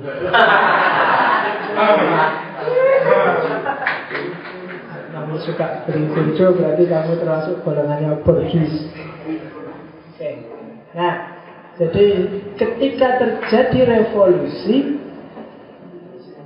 kayak 98 itu, biasanya yang terjadi penjarahan. Penjarahan itu berarti apa? Kelompok pekerja akan mengambil alih aset, mengambil alih sarana-sarana produksi yang sebelumnya dimiliki oleh pemodal. Ini sebenarnya dulu antara lain revolusi yang coba dilakukan oleh kelompoknya Aidit dan kawan-kawan tahun 65. Para petani dipersenjatai, senjata yang isu angkatan perang kelima itu tujuannya sebenarnya ini. Dia bisa mengambil alih sarana produksi dari para pemodal, dari kelompok borjuis. Revolusi. Kayak kamu demo tiap hari kan mesti teriak-teriak revolusi. Meskipun saya kadang-kadang tidak paham revolusi terus mau apa. Revolusi kok demo? Revolusi itu apa?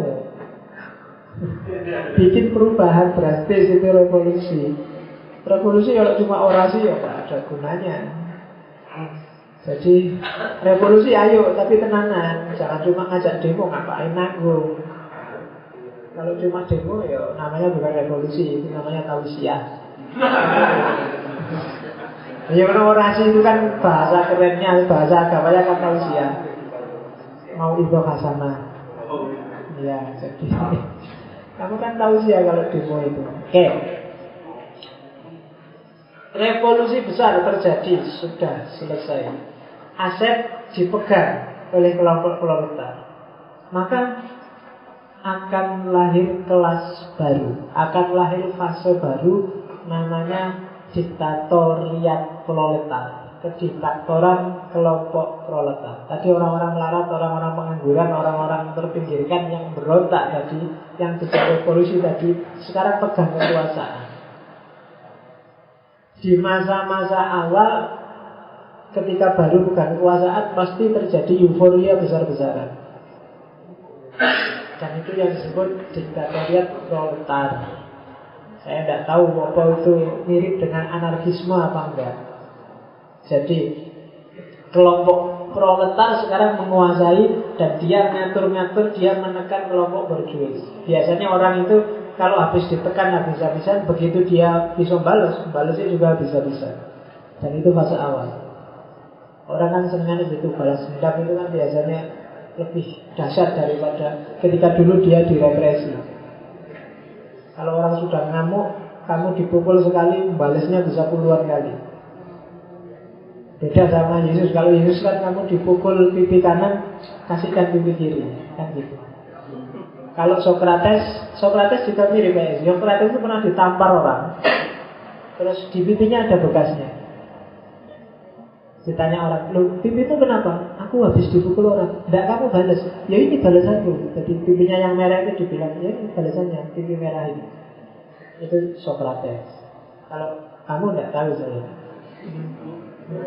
Kira-kira kalau habis dipukul orang terus balas apa enggak? Kalau saya tergantung yang mukul siapa dulu. Oke. Akan ada fase beberapa lama ketika kelompok proletar ini menguasai keadaan dengan kediktatornya. Masih chaos. Tapi perlahan namun pasti akan muncul terakhir masyarakat tanpa kelas. Orang mulai sadar, iya ya, kemarin aku ditindas, sekarang kok aku tindas, berarti aku sama aja sama dia. Enggak seharusnya kayak gini, kita kok sama aja kerjasama. Sudah. Kesadaran masyarakat tanpa kelas itu, maka akhirnya muncul kesadaran, oke lah, sekarang tidak boleh ada penguasaan modal oleh individu, oleh orang tertentu yang bisa menghisap orang lain. Sekarang semua, untuk semua. Motonya dari setiap orang sesuai kemampuannya, untuk setiap orang sesuai kebutuhannya.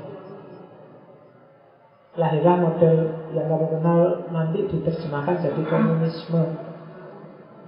Harta negara milik semuanya, aset-aset produksi milik bersama-sama, semua modal milik bareng-bareng, untuk kepentingan bareng-bareng sesuai kebutuhan masing-masing orang. Dan setiap orang harus bekerja melakukan sesuatu sesuai kemampuannya.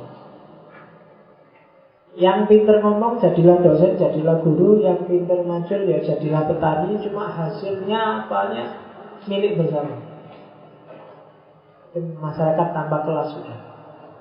Tidak ada sekat-sekat, tidak ada kategori-kategori.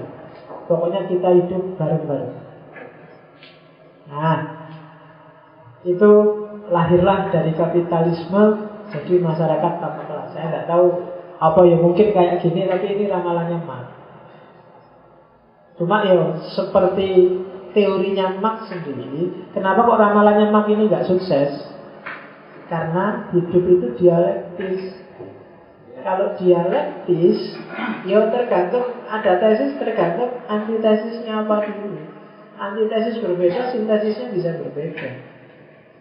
Kalau emak kan, karena ini sifatnya ramalan, kan dia meramal nanti tesisnya ini, antitesisnya ini, lahirnya kayak gini. Ya, tapi begitu dirubah, disubstitusi variabelnya, bisa ganti. Nah, terakhir setengah 10 ya, nggak sadar lagi. Sudah jam setengah. Terakhir aja, cuma tak tambahin. Banyak orang bilang bahwa Marx itu ateis. Iya, dia ateis. Cuma yang penting sebenarnya Marx mengkritik agama tidak di level ontologis. Dia mengkritik agama di level ini, sosial, di level ekonomi, di level praksis. Maka katanya Marx, agama itu candu, bikin orang kecanduan. Kecanduan itu kayak ada yang pernah sakau.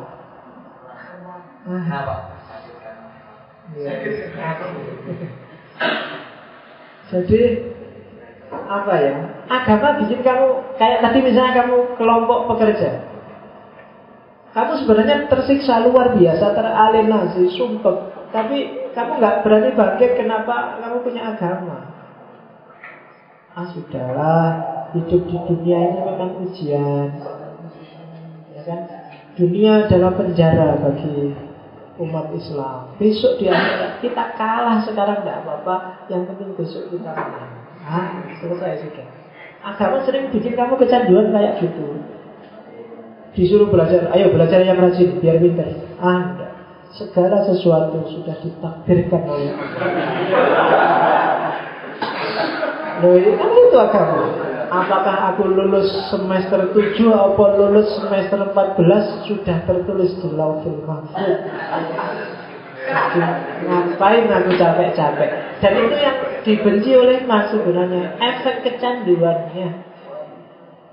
Agama bikin kelompok pekerja yang sengsara tadi tidak bisa bangkit, bikin orang yang direpresi tidak mau melakukan revolusi. Pokoknya ini yang ini. Hidup itu, itu yang dibenci oleh Marx dari agama. Maka terus Marx, kalau agama cuma gitu, tidak usah agama-agamanan lah. Kan gitu. Sama kayak Nietzsche. Nietzsche bilang agama itu mentalitas Buddha. Itu tidak ontologisnya, dia nggak ngomong bahwa nggak perlu Allah, nggak perlu. Dia ngomong ternyata banyak orang beragama itu mentalnya kayak Buddha. Dia tidak mau berjuang. Kalau ada apa-apa tinggal berdoa aja, apa susahnya. Sholat hajat, puasa 3 hari 3 malam diwirid. no, harus begitu. Orang beragama cenderung begitu. Dan itu yang dikritik oleh Marx, dikritik oleh Nietzsche. Jadi keberagamaan yang bikin kamu mabuk. Orang yang punya agama begitu dia kalah biasanya cari dalih agama terhadap kekalahannya. Kalau cuma kayak gitu mending gak punya agama, gak punya nyaman. Begitu kamu kalah bangkit lagi berjuang. Itu yang sangat terkenal sehingga terus dia disebut anti agama. Jadi yang dimaksud anti agama berarti dia anti dengan cara beragama seperti cara kita selama ini. Cara beragama yang membius, menghilangkan kesadaran sosialmu, menghilangkan kesadaran ekonomi, menghilangkan kesadaran terrepresi. Kamu nggak sadar bahwa kamu itu sedang terrepresi, tapi kamu merasa pokoknya ya kayak gini nih hidup yang diridhoi oleh Allah. Ya selesai sudah. Makanya kenapa Islam sampai hari ini gak bangkit-bangkit, antara lain karena mentalitas ini. Gitu. Apalagi banyak orang yang suka dengan sufi-sufi ekstrim yang torekot, uzlah, kholwat, itu ya selesai. Bukan salah, tapi momennya gak pas. Para sufi itu jangan salah loh, anggap Ibnu Arabi itu konglomerat, Ghazali itu kaya raya. Waktu dia mengalami sakit bingung mencari kebenaran itu hartanya banyak. Dia rektor di Nizamul Mulk zaman itu. Dan dia cuma karena dia sufi, orang-orang sufi ini hartanya banyak cuma tidak terikat dengan hartanya. Kalau kita kan biasanya kewalik. Yo, karena saya melarat maka saya ikut sufi kan. Jadi nyufinya kepeksa. Kalau uangnya banyak ya enggak Pak, kalau uangnya banyak emang-emang berfolwat ngapain. Jadi kalau nggak punya uang folwat, kan itu yang mentalitas kita. Dan itu yang bikin Islam susah banget bangkitnya. Kalau pengen segera bangkit, mentalitasnya diganti. Jangan mentalitas cengeng. Allah jangan terus jadi kambing hitam, kemalasanmu. Karena selama ini kan gitu. Allah itu selalu jadi kambing hitam kalau ada apa-apa. Allah takdirnya. Allah sudah menentukan, sudah tertulis di Lauhul Mahfuz. Susah di dunia tidak apa-apa, yang penting jaya di akhirat. Ditolak pacar tidak apa-apa, yang penting besok dapat bidadari. Tidak punya uang tidak apa-apa, yang penting besok masuk surga. Ya selesai udah hidupnya. Dan berat, itu yang diri itu memang. Dan kalau memang kayak gitu pola kita, berarti betul kata-katanya mah. Agama ternyata bikin kita kecanduan. Orang lagi sako kan gitu. Dia nggak ngerti realitas apa, pokoknya dia merasa enjoy aja, merasa enak aja. Nanti kalau kamu sadar, kamu bangun, jangan-jangan kamu kaget. Dan itulah maaf. Oke, materialisme historis. Semoga sudah dapat gambaran dikit-dikit. Ada yang tanya? Kalau ini Pak, kalau boleh sedikit sok pintar mau ngelitik emas. Saya kira pemikiran materialisme emas ini membuat kita terlalu simpel memandang orang. Nah, ini berangkat dari dia tadi kan menggebrak teori dialektikanya Hegel gitu kan. Dia berangkat dari satu asumsi yang berlawanan dengan Hegel, sehingga dari situ dia sangat pemikirannya sangat kebendaan sekali. Dan saya pernah baca buku Michael Bastin, dia seorang Marxis, tapi kemudian dia mencoba untuk mendialektikakan pemahaman Marxisme dengan pemahaman waktu itu yang masih merajalela, strukturalisme. Bagi dia, ekonomi adalah basic structure. Dia yang melahirkan segalanya, pemahaman baik tentang agama, bahasa, baik tentang sastra dan sebagainya. Tapi kesalahan Marx menurut dia itu dia justru mematahkan dialektikanya sendiri dengan asumsi kalau ekonomi itu basis struktur, terus agama, budaya, bahasa itu yang di atasnya superstruktur ya Pak. Nah, justru itu akan mematahkan dialektikanya sendiri. Kenapa? Kalau saya boleh mengkritisi tadi Marx mengkritisi agama di level aksiologisnya, maka secara aksiologis juga banyak sekali yang dikritisi. Dengan pandangannya ini, Marx justru terkesan menjauhkan memutlakkan ekonomi, sehingga akhirnya kita tidak bisa melihat seperti tadi Bapak terangkan Al-Ghazali, Ibnu Arabi itu fenomenal. Bagaimana mereka kaya tapi mereka sufi. Kita terkadang berpikir memandang orang sekarang, wah dia kok sufi ya, deloken kere, lihat aja dompetnya, dia nggak punya apa-apa. Nah, itu kita terlalu kita cenderung seperti itu dengan pemikiran Marxian itu di tataran epistemnya. Kemudian aksiologisnya, kadang itu gak teruji sejarah apa yang dipaparkan Marx, baik itu ramalan-ramalannya tadi. Buktinya sekarang banyak negara-negara sosialis yang awalnya sangat mengagung-agungkan Marx seperti Rusia, Cina, ternyata dia diam-diam malah beralih kiblat ke kapitalis. Dan justru yang diperlukan mungkin kalau kembali kepada Marxianisme, yang diperlukan itu adalah reformasi intelektual seperti katanya Gramsci. Bukan karena apa? Monotonnya Marx itu di tataran aksiologis.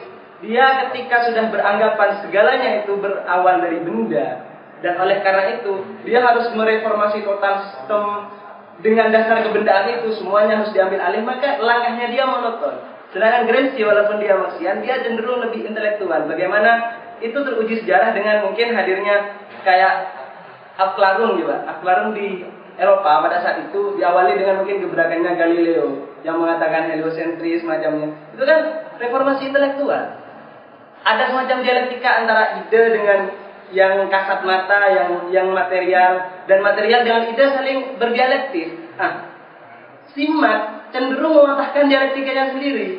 Ketika dia sudah menganggap semua kebendaan, maka gak ada dialektika lagi. Semuanya kembali ke benda. Yang budak akan dibawa, yang kaya pasti menang, yang miskin pasti kalah. Itu cenderung seperti itu, sehingga kita memandang orang pasti seperti itu. Orang begini, nah dia kan kere. Orang begitu, wah dia kaya, dia bisa seperti itu. Padahal seperti Al-Ghazali dan Ibnu Arabi itu fenomenal gitu. Dia ada, dia sufi tapi dia kaya. Mungkin menurut Bapak bagaimana? Kritik terhadap Marx banyak ya.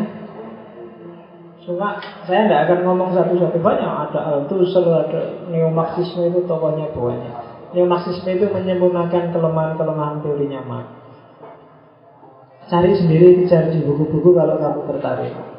Cuma melihatnya harus fair.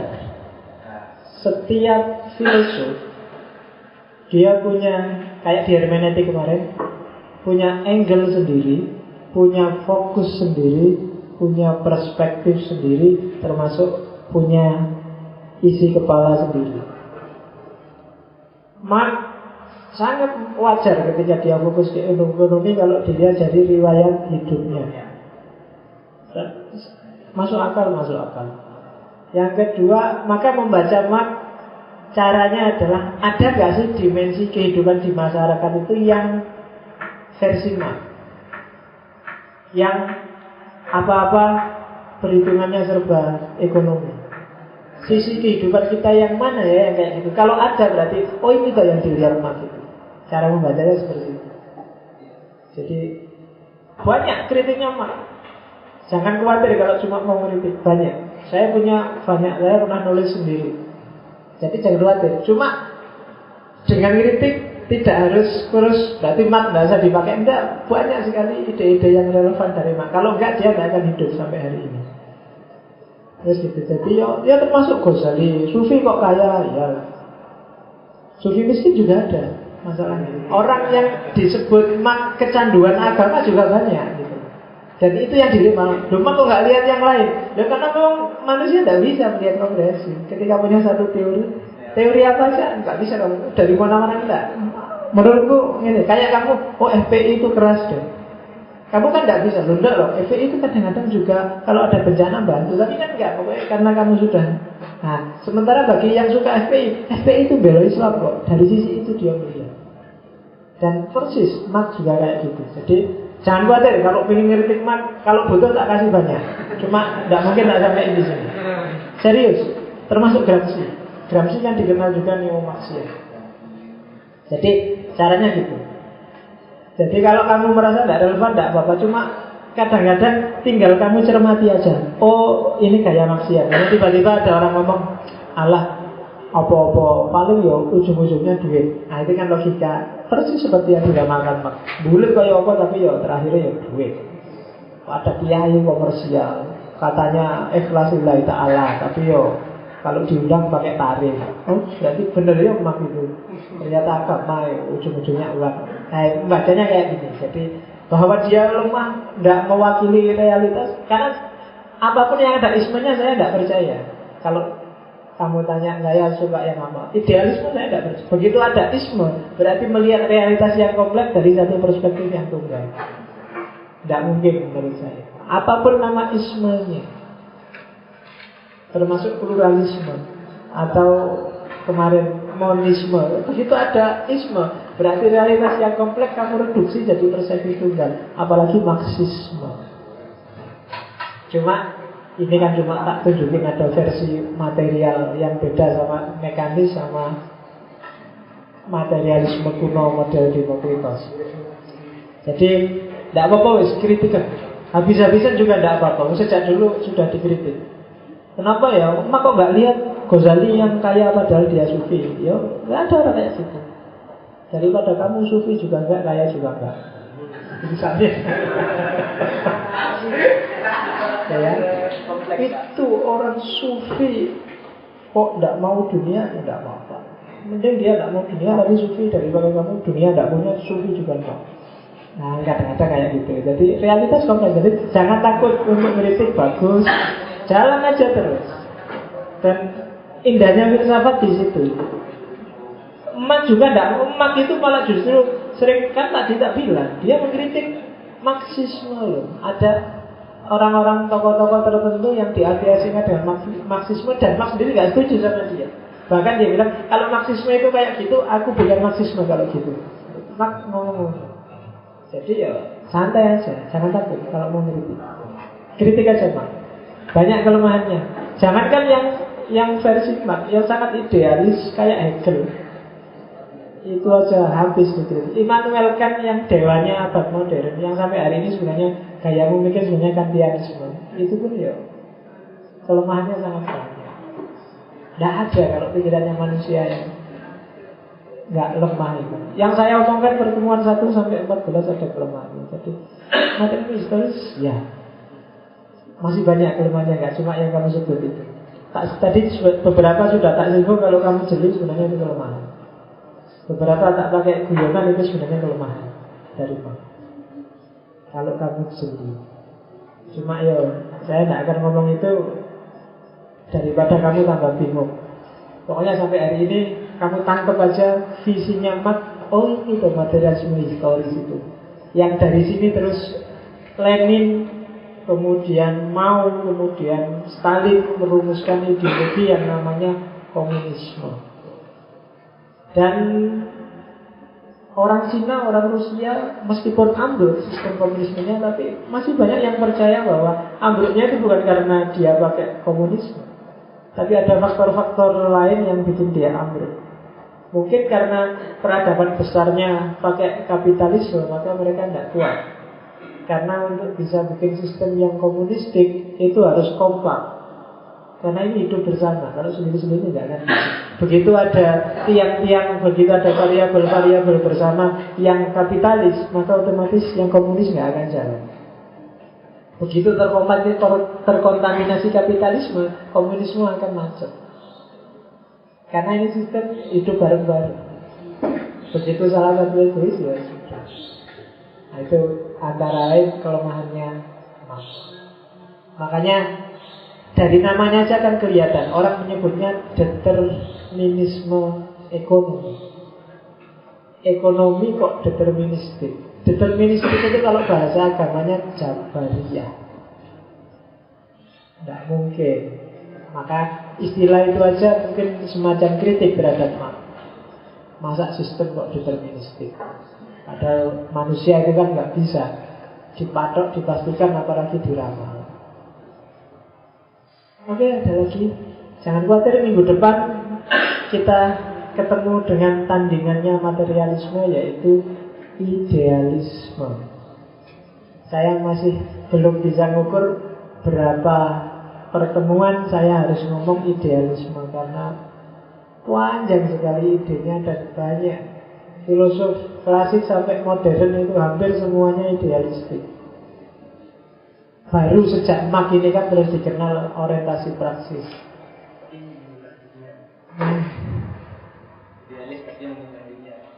Ya. Makanya yang dikritik Marx kan bukan kok. Jadi Marx itu sebenarnya kayak ngiritik Plato. Nggak mungkin ide kayak Hegel itu kan dari ide terus ada implikasi praktisnya. Nggak kayak gitu kalau di Marx. Dari realitas kenyataan sehari-hari kemudian baru dikonstitusi ide.